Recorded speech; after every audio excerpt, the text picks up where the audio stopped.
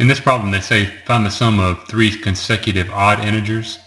All right, so we've got, that's the main thing. Integers, of course, are numbers that are positives or negatives, but they don't have any decimal points to them.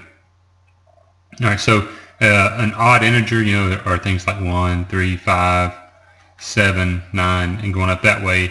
And of course, negative numbers can be integers as well. All right, so all of those right there are odd integers. And so when you go up from one integer to the next, you're adding 2, right? That's how you jump from one odd number to another. You skip the even number between them.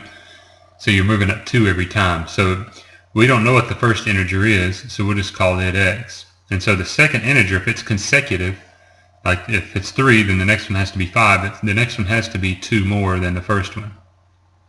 And then the third one has to be 4 more than the first one.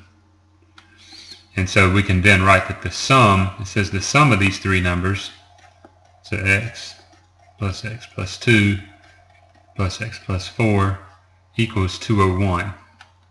And so that's what they've told us here. We have these numbers that sum up to be 201.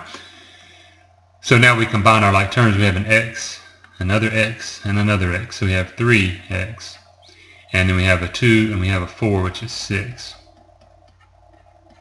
And so we'll take away 6 from both sides. And we get 3x equals 195. And then we divide both sides by 3.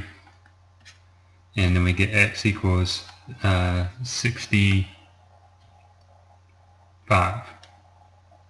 And that tells us then that the first integer is 65, the next one is 67, and then the last one is 69. And so you can check yourself, go add these numbers, 65 plus 67 plus 69, and they should add up to 201.